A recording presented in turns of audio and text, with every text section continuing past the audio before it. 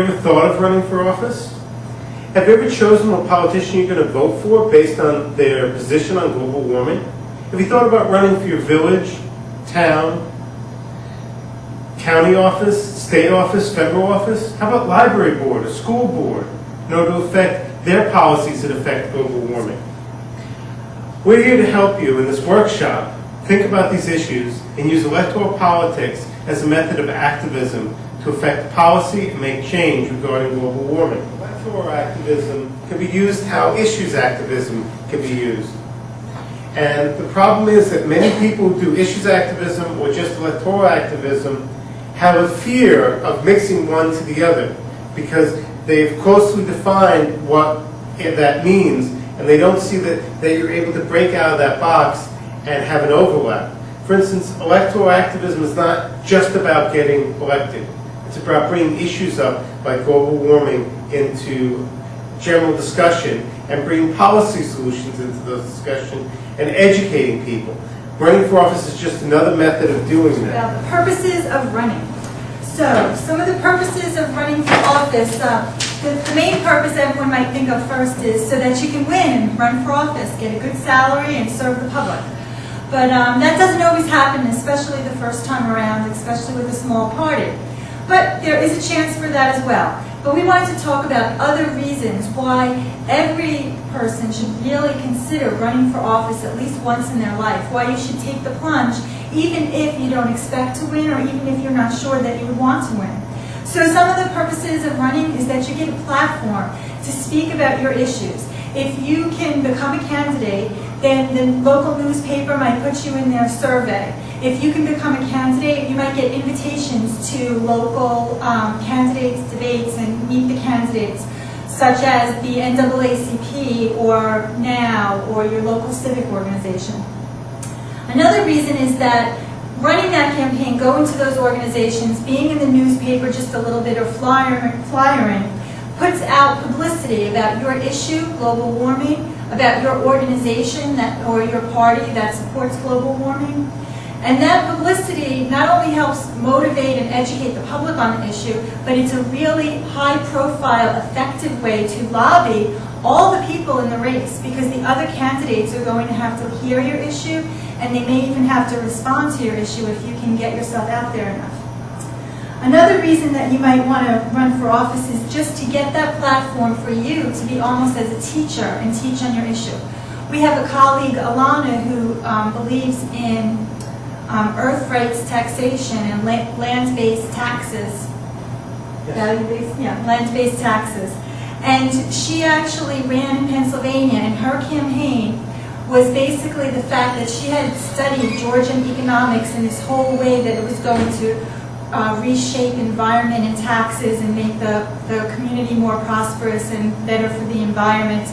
And she got to go into the public and be like a teacher and explain this very complicated method and show people how they can apply it in their community and make it work. So being a candidate could be a lot like being a teacher. Another reason to run a campaign is because it's really just a great project. I mean, when you think about a campaign, you might think about a battle. And certainly in this day and age, and when we believe in nonviolence, we need to have other kinds of campaigns where people use their energy and use their desire to work in the world and to support the things they want, like a more healthy earth and to fight global warming, and to turn that into something that's beautiful and moving forward and creative in this project. So running for office and building a campaign is a way to get people together and to have a focus and a project to work together on. And the last reason, again, is just to make sure that you're always educating. Because a lot of us have a lot of answers. We have scientific answers why we should fight global warming. We have solutions that people can use. And so many times they don't get into the regular media. So campaign time, election season is a unique time when the press might be more interested on issues like this and more willing to listen if you can put behind it that this is something related to elections. Elections are something people are interested in. Some of it is that they're glamorous and that they're timely. Some of it's that they'll be in the news. And also, the fact of the matter is that a lot of the decisions that are made in our world are related to politicians and voting, and this is the way to get in there when you're with a third party. Why should you run for office? Why you? Because Michael Moore says so. You're going, hey, wait a minute, that guy makes movies. He's never run for office. Well, at age 18, he didn't like the way his high school was run, so he ran for his school board, and he won at 18. Now, if he can win at 18, other people can run and win in such small races. And what's interesting is when he ran, as he put it, a lot of the other adults in the community came out to run because this kid was running. And that's the effect of running on an issue. You change the course of the discussion just by being in that race. Candidates we worked with over and over again have found out that they've managed to change the discussion in a race. If you bring up global warming, the other candidates are forced to deal with it. That's what we talk about defining winning. It's not necessarily only getting the most votes. Defining winning depends on a couple of things. It depends on the size of your race. There's a big difference between running for your library board, where it could be a couple hundred votes, versus running for Congress, where it could be tens of thousands of votes, and the resources required to get those number of votes. So when you look at your resources and the number of votes required, you can figure out what goals make sense.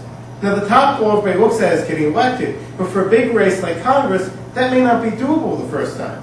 But there are other things you may want to do in that race. Besides, as we discussed before, you might want to tick off, okay, how many times I get in the media educating the public about a certain thing? You know, how much have I changed the course of discussion that my opponents had? Versus where if you run for library board, your goal will be, I want to get elected. Or school board, I want to get elected. And once I'm elected, I want to put these certain issues in front of the board to either put solar cells on the roof or change their policies about plastic water bottles in the school or anything that you feel affects global warming. There are so many ways to come at this problem that all of us have so much knowledge, we can sit down and make a list, and whether we're just changing the course of discussion or actually getting elected in a smaller race to change what the policy is, it doesn't make a difference. All those things are winning. And you need to know what those goals are up front so you can set your race so you can hit what your marks are for winning. Now, we want to break down electoral politics into some of the different issue areas that you have to have knowledge about. We're just going to do a quick survey so you have some idea when you're running the things you need to look into. But this will give you some idea of where you need to go. Now, the first thing we're going to talk about is the most basic. It's a civics lesson. How to get on the ballot. And it's very simple. You have to get signatures from other voters within that area. If you're running for village board, it has to be with people within the village. If you're running for Congress, it's got to be somebody with people within the congressional districts. Now, the numbers vary from area to area. What you need to be able to do is to check with your local municipality about the size of it. For library boards and school boards and village boards, the very small ones, they often actually run their own elections, and you have to go to their manager or clerk to find out the information. When the larger things that you run for are the offices, you have to go to your local boards of elections. And if it's some office that's large enough that crosses the county line, then you have to go to the state board of elections. We have that information in the packet we handed out here, but that's how you get started.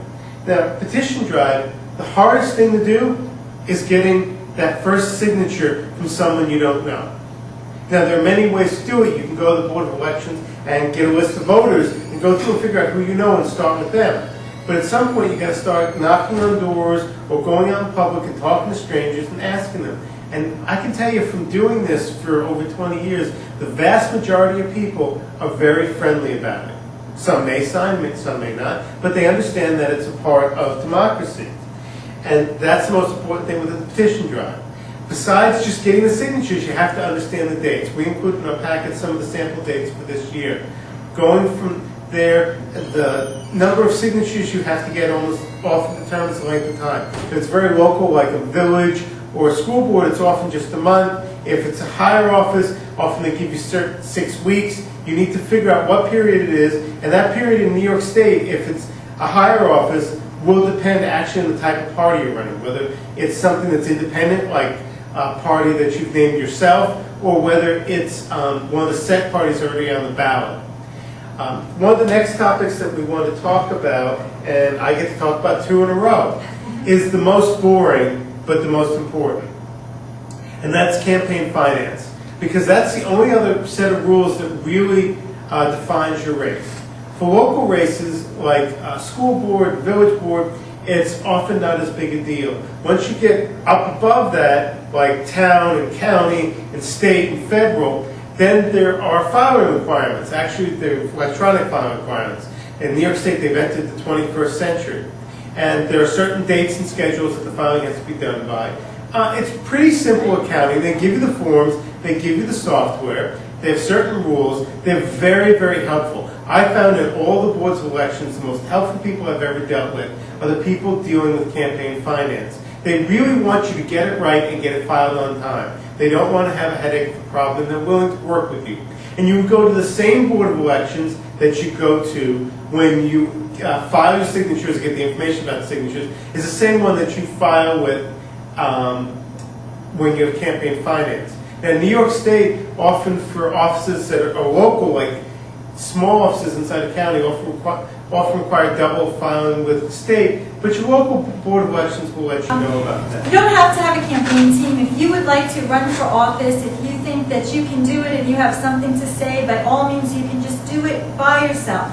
You have to learn a little bit about how to file some papers. You have to hit the pavement a lot and get those signatures, but it is doable to do a campaign, especially a small campaign, by yourself for the purpose of affecting the public discourse. But in order to have an easier time of it, and if you wanted to up the level a little bit and get some energy going, you might really want to have a campaign staff. So in the beginning, it might be a volunteer campaign staff, and really it is good to have friends close by. So I was thinking about if somebody was just getting into this, maybe it was the first time running, maybe they don't have a lot of money, how would you think about a campaign team and who you need? And since you can do it yourself, of course you could just, you could fit people in where they're talented. You might have a friend that's very good with money and you want him to be the treasurer. You might have somebody that's great with publicity or has a good email list, and you might make them your media person or your volunteer coordinator. So it's for you to sit down and think about the purposes of your campaign, where you could start. One thing I want to say about the campaign team is that if you're going to raise, like in Suffolk County, in the local races, if you're going to raise more than $1,000, it would be nice if you could have a treasurer, because there's papers that you have to file, and it kind of puts that burden separately from you to have a treasurer. So a lot of people recommend that's one of the first things that you take into account. But beyond that, you really, when you build your campaign staff, you can build it according to what's important to you and the talented people that you have around. Yeah, I was going to reiterate what Kimberly said. Probably the most important person, if you're going to get somebody else in your campaign, you have to do campaign finance filings, is the treasurer, and that's one large dedicated job. The next thing after that doesn't have to necessarily be somebody who's a large job. If you have a pool of friends who can go with you when you do different things, if you get to do an interview or a debate, or even you're walking door to door, even when you're walking to get petition signatures, it's nice not to go out by yourself, especially if you're walking from voter lists. You have one person going through the list, one person doing the talking. It works very well. There's nothing more lonely than doing all this stuff and putting yourself out there by yourself. It's really nice to have somebody there who's, is with you. It makes it so much easier. So even if it's a pool of friends, you call one up, can you go with me this Thursday, this Saturday? We were recently with a candidate who was running for mayor, and we were out with him while he was going door to door. He took a break, he went back to the house. First thing he did was he grabbed his phone and he started dialing people. Can you go with me at this point to do this? Next call, can you go with me at this point to do this? And just went through it. So he knew he had people at his elbow to help work with him. It makes the work so much easier if you can just reach into your pool of friends to do that. And I just wanted to say one of our best words for that is entourage, because we like to think of when you're a candidate, you like to have that confidence and feel like you're the celebrity. And depending on what level it is, it really is good to have entourage, because sometimes if you are at maybe a meet the candidate meeting where everybody that is in the seats will kind of want your ear because you got to speak from the stage, it's nice to have somebody at your side who you can peel off when somebody's talking too long, or so that they can help you and be there. And I mean, it always makes you look better if you can have a couple of supporters around. So.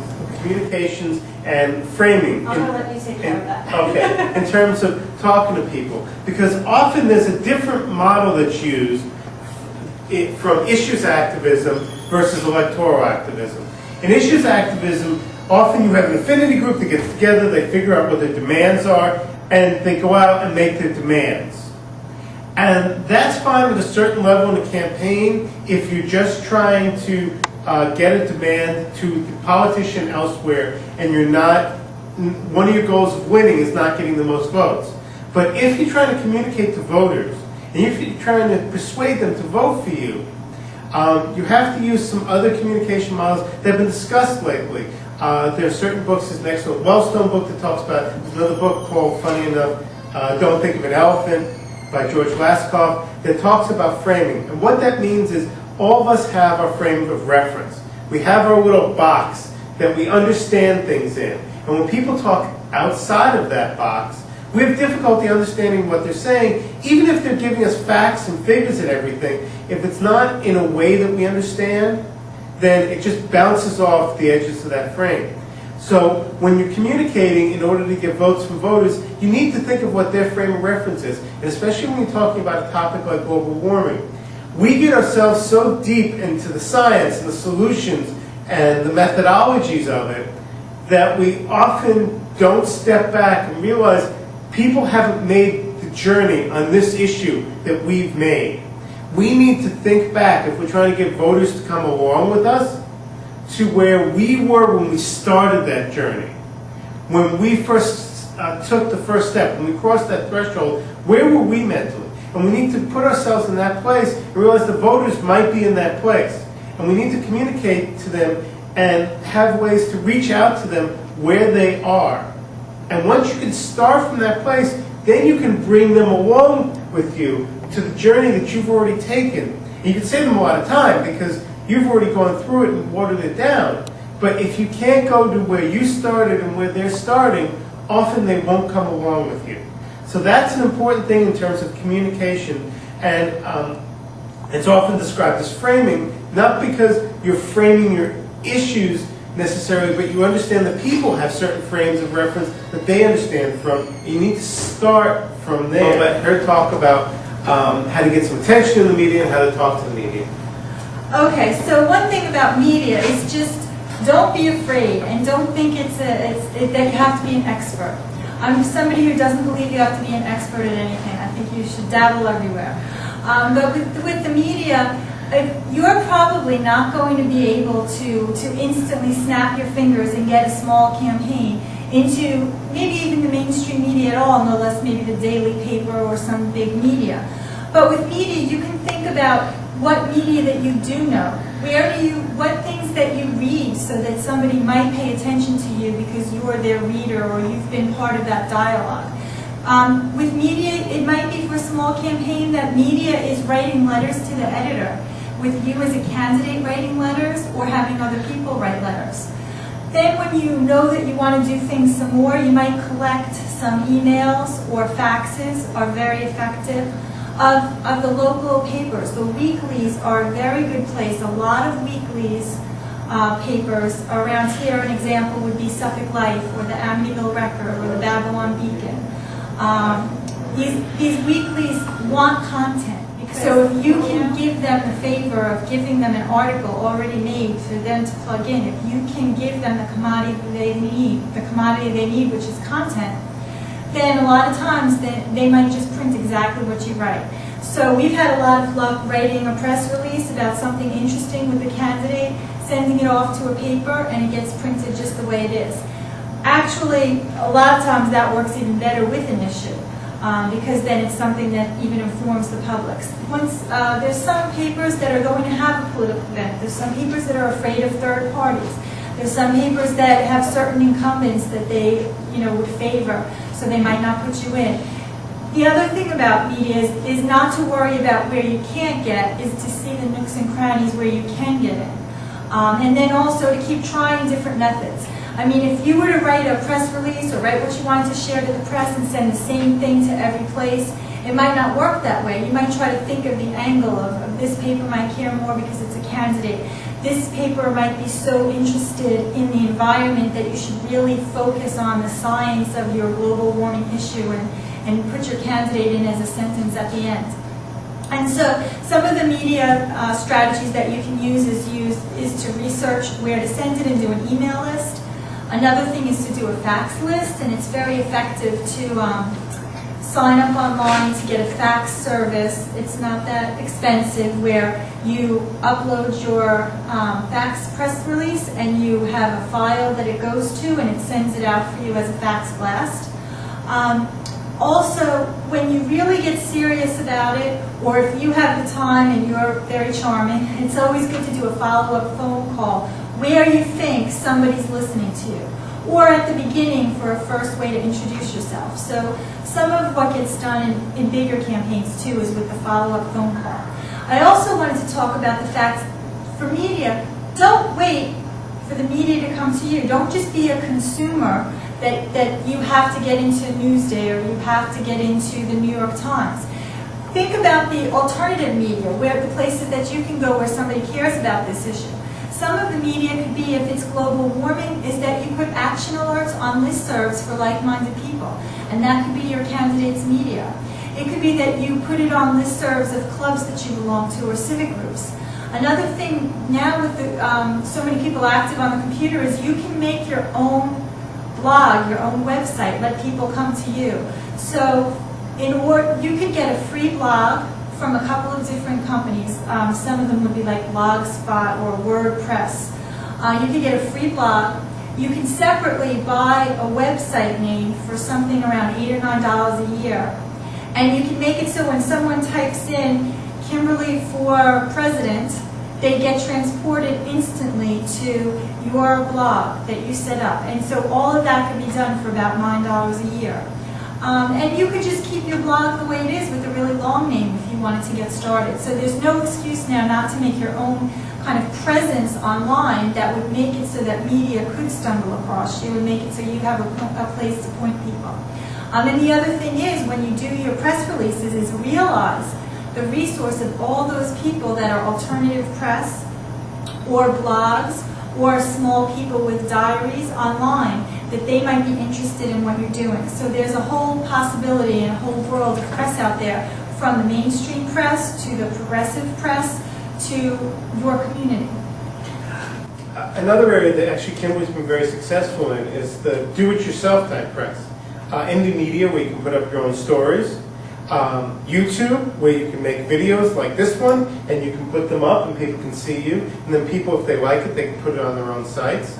There's a lot of new media, what they call Web 2.0, that we have an article listed in our packet about, that really allow you to get past the filters of editors and stuff. If you really want to spend a lot of time on it, you can set up Facebook groups and MySpace pages and a lot of things where you can directly reach out to people without having to deal with the filters of editors or reporters. And that's one thing I want to talk about. As Kimberly said, often when you have a press release, you can get into the weeklies. When you get to the papers like the dailies or the cable news channels, you're now dealing with a reporter often who's very time constrained. He's got an editor looking at the work he's doing. You have to understand the person you're talking to. This is their job. The best way to get something in print is to figure out how to help them do their job. Give them more. Like Kimberly said, if you attach your campaign to a particular issue or an event, that's something their editor would be happy about. You really need, as a candidate, the best way to get into those larger media, if you can get in, is to arrange what you're giving them so it helps them do their job. It gets what they're going to present to their editor, past their editor, and into the publication or onto the cable news channel. And sometimes you're successful about that, and sometimes you're not. But every now and then, it doesn't hurt to call a reporter and what they call pitch a story. Figure out who covers what you're doing, who covers your area, who covers congressional races, and then don't dog them to death because they'll stop taking your calls. But it doesn't hurt every once in a while if you think this is an issue and you have a unique take on it, and you have a way to talk about it that the other candidates aren't talking about, call them up and go, I'd like to talk to you about this issue. I think we should do X, and pitch it. If nothing else, if you do it in a friendly way, you started to develop a relationship. So maybe next time if you pitch something, the first time it's not successful, the next time they're willing to listen to you and maybe something will click. Because that's what life's about. It's about relationships. It's about being able to communicate with people. And the first call also gets you an understanding of what the reporter's looking for. Believe me, they will set their questions for the kind of content they need. Now, when you're calling them, you also obviously need to be prepared. If you want to pitch an issue or an idea, you need the in-depth stuff in front of you while you're sitting at the phone. You need to be able to give them as much information as quickly as possible, because they're always working on deadlines. I just wanted to say one more thing, and that is that media is a great place for you to get friends to help out with. Because like Ian was saying, having a MySpace, a Facebook, a YouTube, you can get every one of your friends to have a different thing for you. And you could decide how much control that you need over your message and your campaign. If you know that you have a whole group of people that you know care so much about global warming that you could say, here, put about global warming, tack my name on it, and go for it, then you could have all different people working on these medias. Now, we want to talk a little bit about political fundraising next. That's something that I'll admit is not our strongest area of expertise.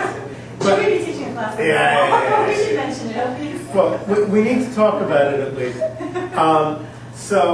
In politics, you don't want to be bankrolling everything out of your pocket if you're going to be running a large campaign. If you're running for something very small, like a village office or a school board or something, often you could do it on a very small budget. It's not even worth the time to ask other people for money. If you are going to be fundraising, that's the hardest thing. It's what they call the ask.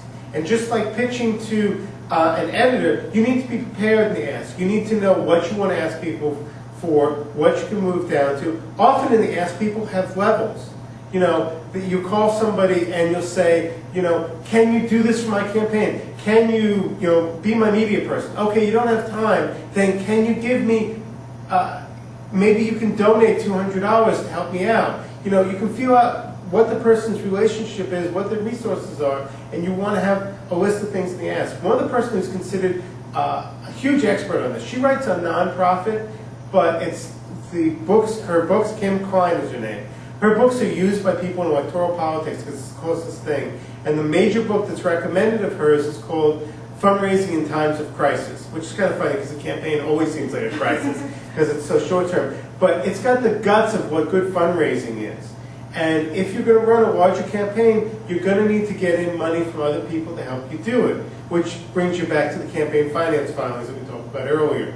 But it's something you need to think about. It's something that's very good if you have somebody to sit down with you, even if they're not an expert, to help motivate you. When you sit there with your list of friends you're going to call and ask them for money, somebody sits there when you hang up, go, yeah, that was a good call, maybe we should do this, let's call this person next. I wanted to say about the ask, because the way that we are with fundraising, I think Ian kind of did only half of the ask. So the half of the ask is that if I say, would you like to give me $500, and they say, no, you say, would you like to give me $400? And they say no, and you can go down. That's part of the ask.